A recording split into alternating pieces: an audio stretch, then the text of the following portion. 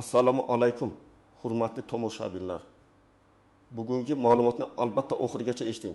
Chunki bu masala nafaqat nogironlik pensiyasi olayotganlarga, balki pensiya yoshidagi ota-onasi, yaqin qarindoshi, turmush o'rtog'i bor har bir oilaga taalluqli. Gap shifokorlik komissiyasidan o'tish, qayta tekshiruv, pensiya to'lovlari to'xtab qolishi yoki kamayib ketishi mumkin bo'lgan holatlar haqida ketadi. Hozir ko'pchilik orasida barcha pensionerlar majburiy tibbiy komissiyadan o'tkaziladi degan gaplar tarqalmoqda.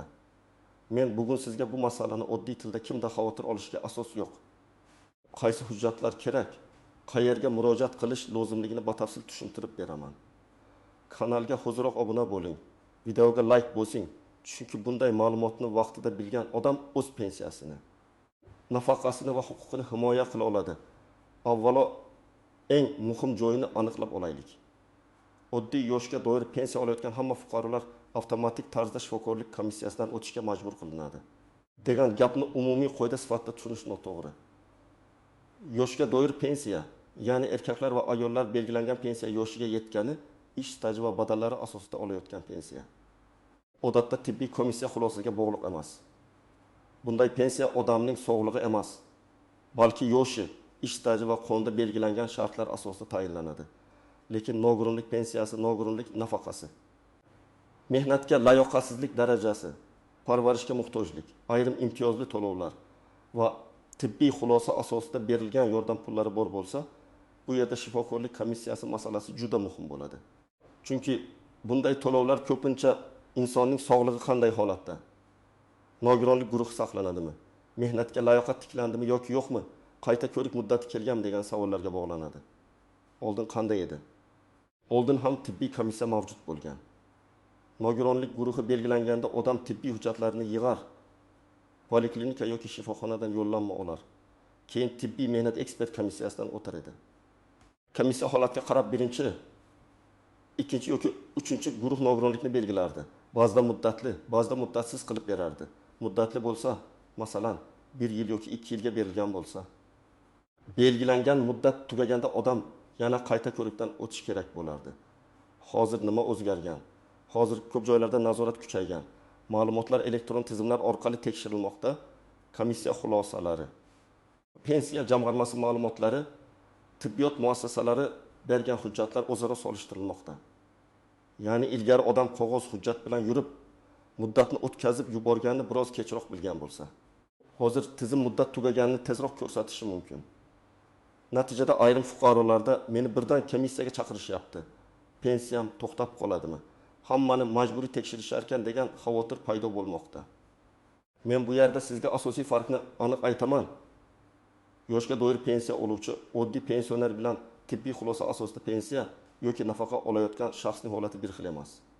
Shuning uchun har bir kishi avvalo o'z pensiyasi qaysi turga kirishini bilishi shart. Endi kim xavotir olish kerak, kim esa ortiqcha vahimaga tushmasligi kerakligini batafsil tushuntiraman. Birinchi toifa, nogironlik pensiyasi olayotganlar. Agar sizga nogironlik guruhi berilgan bo'lsa va bu guruh muddati belgilangan bo'lsa, siz qayta tibbiy ko'rikdan o'tishingiz kerak bo'lishi mumkin.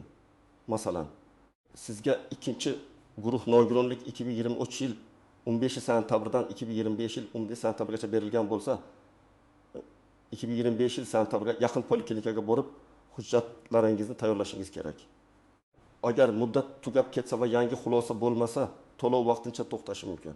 Keyin hujjatni to'g'rilasangiz, ayrim holatlarda qayta hisob-kitob qilinishi mumkin, lekin bu jarayon asab vaqt va navbat talab qiladi. Ikkinchi toifa, nogironlik nafaqasi olayotgan, lekin pensiya staji yetarli bo'lmagan fuqarolar. Bunday insonlar ham ko'pincha tibbiy xulosa asosida to'lov oladi. Masalan, 52 yoshli ayol uzoq yillar norasmiy ishlagan, ish staji kam, lekin og'ir kasalligi sabab nogironlik nafaqasi tayinlangan. U yoshga doir pensiya emas, aynan sog'lig'i bo'yicha nafaqa olayotgani uchun qayta ko'rik masalasi unga tegishli bo'lishi mumkin. Bolalikdan nogironligi bo'lgan shaxslar va ularning vasiylari. Agar farzandingiz yoki qarindoshingiz bolalikdan nogiron deb topilgan bo'lsa, hujjatlarda muddatsiz yoki qayta ko'rik sanasi alohida ko'rsatilgan bo'ladi. Ba'zi holatlarda nogironlik muddatsiz belgilanadi. Ba'zida esa muayyan yoshga yetganda yoki davolanish natijasiga qarab qayta tekshiruv tayinlanadi. Shuning uchun ota-onalar bizga bir marta berilgan. Endi umrbod avtomatik davom etadi deb o'ylamasligi kerak.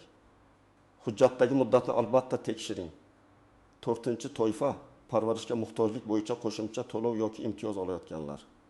Ayrim keksa insonlar o'zi yurib tura olmaydi. Doimiy parvarishga muhtoj bo'ladi. Bunday holatda shifokor xulosasi, ijtimoiy xizmat xulosasi yoki boshqa tasdiqlovchi hujjat talab qilinishi mumkin.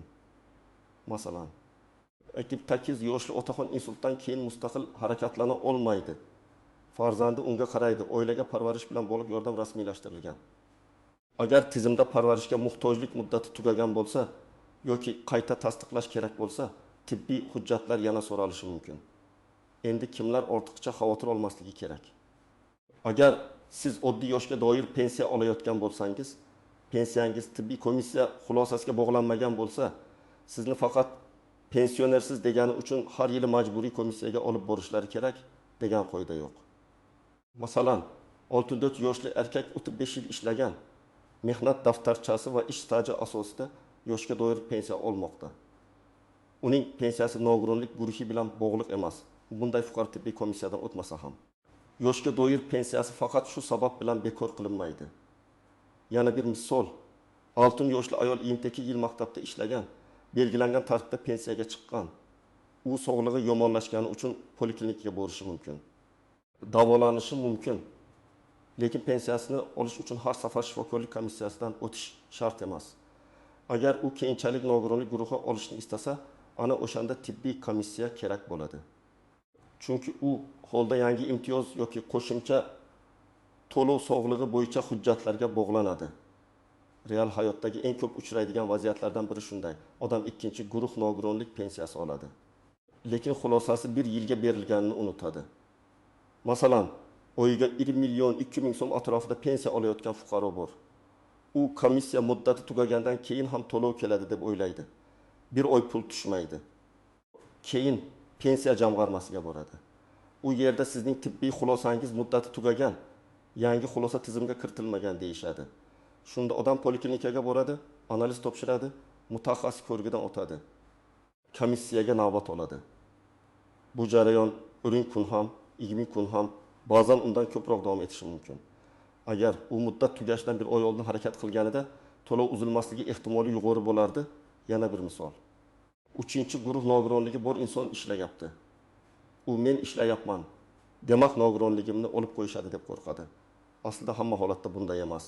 Komissiya odam ishlayotganini ham, kasallik darajasini ham, mehnat sharoitini ham, tibbiy holatni ham ko'radi.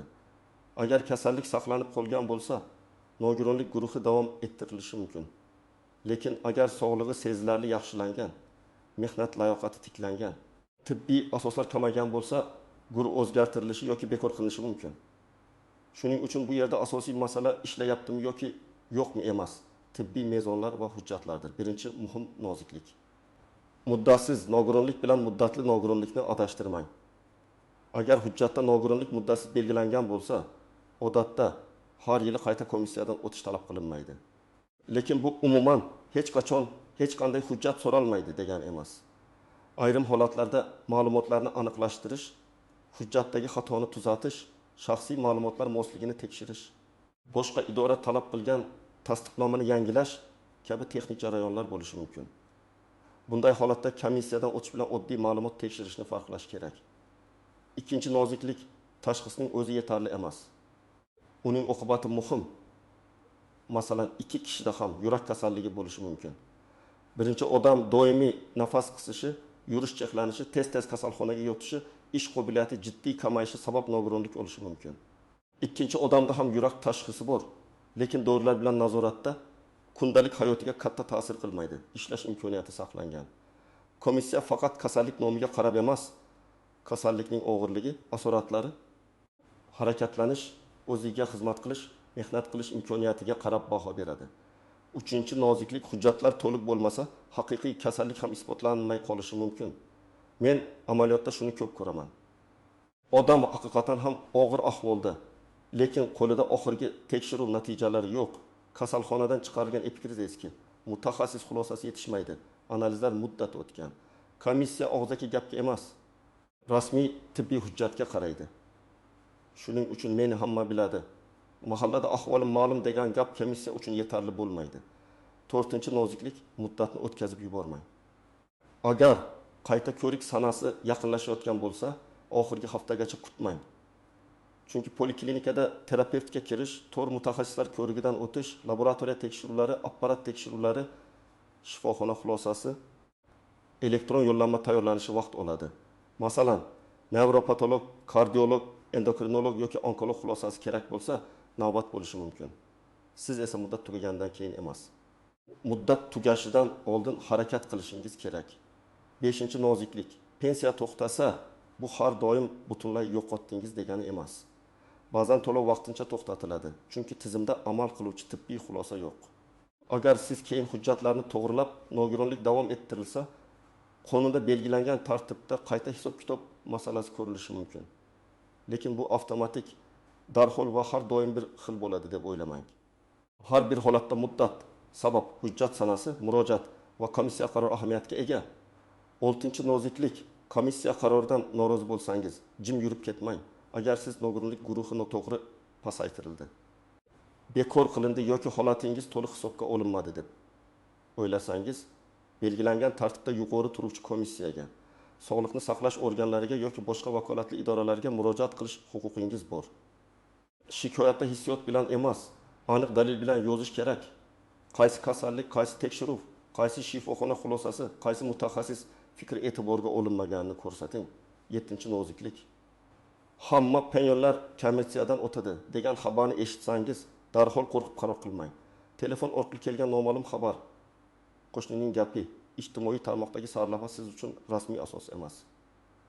Rasmiy ma'lumotni pensiya jamg'armasi bo'limidan, oilaviy poliklinikadan, mahalla ijtimoiy xodimidan yoki vakolatli tashkilotlarning e'lonlaridan aniqlang. Ayniqsa kimdir sizga hujjatingizni tezlashtirib beraman, komissiyasiz qilib beraman, pul bersangiz guruhingiz saqlanadi desa, juda ehtiyot bo'ling. Bunday va'dalar ko'pincha muammo keltiradi. Endi eng kerakli qism, siz hozir nima qilishingiz kerak? Men buni bosqichma-bosqich aytaman. Birinchi qadam, pensiyangiz yoki nafaqangiz turini aniqlang. Qo'lingizdagi pensiya hujjatlari bank kartangizga tushayotgan to'lov izohi. Pensiya jamg'armasidagi shaxsiy ma'lumotlar orqali siz yoshga doir pensiya olyapsizmi? Nogironlik pensiyasimi? Boquvchisini yo'qotganlik pensiyasimi yoki ijtimoiy nafaqami? Shuni bilib oling. Agar tushunmasangiz, tuman yoki shahar pensiya jamg'armasi bo'limiga boring va mening to'lovim qaysi asosda tayinlangan tibbiy komissiya muddati bormi deb aniq so'rang. Ikkinchi qadam, tibbiy xulosangiz muddatini tekshiring. Agar nogironlik bo'yicha hujjatingiz bo'lsa, unda guruh berilgan sana, amal qilish muddati, qayta ko'rik sanasi yozilgan bo'ladi. Aynan shu joyini toping. Masalan, qayta ko'rik 2026-yil fevral oyi deb yozilgan bo'lsa, yanvar boshidan harakatni boshlang. Agar muddatsiz deb yozilgan bo'lsa, qayta ko'rik masalasida poliklinikadan aniqlik kiriting, lekin ortiqcha vahimaga tushmang. 3-qadam. Oilaviy shifokorga yoki biriktirilgan poliklinikaga boring. O'zingiz bilan pasport yoki ID karta, pensiya guvohnomasi, avvalgi komissiya xulosasi, kasalxonadan chiqarilgan epikrizlar, tahlil natijalari, dorilar ro'yxati, rentgen, MRT, UZI, EKG, laboratoriya javoblari kabi hujjatlarni olib boring. Shifokorga oddiy qilib ayting. Menda nogironlik bo'yicha qayta ko'rik muddati yaqinlashyapti. Hujjatlarimni komissiyaga tayyorlashim kerak. Shifokor sizga qaysi mutaxassislardan o'tish, qaysi tahlillarni topshirish kerakligini aytadi. 4-qadam, hujjatlarni tartib bilan yig'ing. Hamma qog'ozni bitta papkaga soling. Eng tepasiga shaxsni tasdiqlovchi hujjat nusxasi, undan keyin avvalgi komissiya xulosasi, keyin oxirgi kasalxona epikrizlari, mutaxassislar xulosasi, tahlillar, tekshiruv natijalari. Doimiy qabul qilayotgan dorilar haqida ma'lumot qo'ying. Agar odam yurib bora olmasa, buni ham alohida tibbiy hujjat bilan tasdiqlashga harakat qiling. Chunki ba'zi hollarda uyda ko'rik yoki maxsus tartib masalasi ko'rib chiqilishi mumkin. 5-qadam, pensiya jamg'armasidan to'lov holatini tekshiring. Ayniqsa, muddat tugashiga yaqin qolgan bo'lsa, mening pensiyam qaysi sanagacha amalda, yangi xulosa tizimga qachon tushishi kerak deb so'rang. Ba'zan odam tibbiy komissiyadan o'tadi, lekin ma'lumot tizimga kech tushadi yoki hujjatda texnik xato bo'ladi. Familiya, tug'ilgan sana, va pasport raqami, JSSR raqami noto'g'ri kiritilsa, to'lovda muammo chiqishi mumkin. Shuning uchun komissiyadan keyin ham ish tugadi deb ketmang. Ma'lumot pensiya tizimida aks etganini tekshiring. 6-qadam. Agar to'lov to'xtagan bo'lsa, og'zaki gap bilan cheklanib qolmang. Pensiya jamg'armasiga yozma murojaat qiling. Murojaatda ism familiyangiz, pasport ma'lumotlaringiz, manzilingiz, telefon raqamingiz, pensiya turi, to'lov qachondan beri kelmayotgani, sizdan qaysi hujjat so'ralgani va siz nima talab qilayotganingizni yozing. Masalan, nogironlik pensiyam 2025 yil mart oyidan to'xtagan. Qayta ko'rikdan o'tish jarayonidaman. To'lov to'xtatilish sababi va tiklash tartibi bo'yicha yozma tushuntirish berishingizni so'rayman. Yozma javob keyingi harakatlar uchun muhim bo'ladi. 7-qadam, komissiyaga borganda holatingizni aniq tushuntiring. Ba'zi odamlar uyalgani uchun og'riqni yashiradi.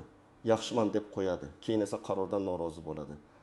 Komissiyada ortiqcha dramatizatsiya ham kerak emas, lekin real holatni yashirmang. Masalan, qancha masofa yura olasiz? Zinadan chiqa olasizmi? O'zingiz kiyinib yechina olasizmi? Ovqat tayyorlay olasizmi? Ishda qancha vaqt turib bera olasiz? Og'riq qachon kuchayadi? Qaysi dorilarni ichasiz? Yiliga necha marta kasalxonada yotasiz? Bularni aniq ayting. Yomonman degan umumiy gapdan ko'ra 7 metr yursam nafasim qisadi, 21 daqiqa tik tursam belimda kuchli og'riq boshlanadi. Oyga 2 marta qon bosimim 200 ga chiqadi degan aniq ma'lumot foydaliroq. 8-qadam, qarordan norozi bo'lsangiz, muddatni bo'y bermang. Qaror chiqqanidan keyin shikoyat qilish tartibi va muddati bo'ladi. Siz keyinroq boraman deb yuraversangiz, huquqiy imkoniyatlaringiz qiyinlashadi. Shikoyatga yangi tibbiy dalillarni qo'shing. Masalan, komissiyadan keyin shifoxonaga yotgan bo'lsangiz, yangi epikriz oling. Mustaqil mutaxassis ko'rigidan o'tgan bo'lsangiz, xulosasini ilova qiling. Shikoyatni aniq, madaniyatli va dalilli yozing. 9-qadam, yaqinlaringizga yordam bering. Ko'p pensionerlar hujjat o'qishni, elektron navbat olishni, idoraga borib savol berishni qiynalib bajaradi. Agar ota-onangiz, buyingiz, bobongiz, kasal qarindoshingiz bo'lsa, ulardan pensiyangiz qaysi tur, nogironlik hujjatingiz muddati qachon tugaydi deb so'rang. Birgina sana o'z vaqtida tekshirilsa, keyinchalik bir necha oy to'lov kechikishi, navbat, shikoyat, asabiylashishning oldi olinadi. 10-qadam, barcha hujjatlarning nusxasini saqlang. Komissiya xulosasi, poliklinika yo'llanmasi, pensiya jamg'armasi javobi, shikoyat arizasi, tibbiy tekshiruv natijalari yo'qolib qolmasin. Telefoningizda rasmga olib qo'ying, alohida papkada saqlang. Ayniqsa, keksa odamlarning hujjatlari ko'pincha turli joyda qolib ketadi. Hujjat yo'qolsa, qayta tiklash yana vaqt oladi. Men yana bir narsani alohida ta'kidlayman. Har bir hududda amaliy tartib biroz farq qilishi mumkin, lekin umumiy tamoyil bir xil. Agar to'lov tibbiy xulosaga bog'liq bo'lsa, xulosa muddati va komissiya qarori hal qiluvchi ahamiyatga ega. Agar to'lov yoshga doir pensiya bo'lsa, oddiy pensionerni faqat pensiya olgani uchun majburiy tibbiy komissiyadan o'tkazish umumiy talab sifatida qo'llanmaydi. Shuning uchun sizning birinchi vazifangiz mish-mishga ishonish emas. O'z hujjatingizni tekshirish. Bugungi mavzuning eng muhim xulosasi shuki, barcha pensionerlar shifokorlik komissiyasidan o'tishga majbur degan gapni hamma uchun bir xil qo'ydi deb tushunmang. Yoshga doir pensiya alohida. Nogironlik yoki tibbiy xulosa asosidagi to'lovlar alohida. Xavotir olish kerak bo'lganlar, avvalo muddatli nogironlik guruhi borlar, qayta ko'rik sanasi yaqinlashganlar, parvarishga muhtojlik yoki tibbiy asosdagi nafaqa olayotganlardir. Hujjatlaringizni hozirdan tekshiring, poliklinikaga vaqtida boring. Pensiya jamg'armasidan yozma tushuntirish so'rashdan tortinmang. Sizdan iltimos, izohlarda yozib qoldiring. Sizning hududingizda pensionerlarni yoki nogironlik pensiyasi oluvchilarni komissiyaga chaqirish holatlari bormi? To'lovlar bo'yicha muammo bo'ldimi? Tajribangiz boshqalarga ham yordam beradi. Videoga like bosing, kanalga obuna bo'ling va yaqinlaringizga ham yuboring. Chunki bu ma'lumotni vaqtida bilgan odam o'z pensiyasini asrab qoladi va ortiqcha muammoga tushib qolmaydi.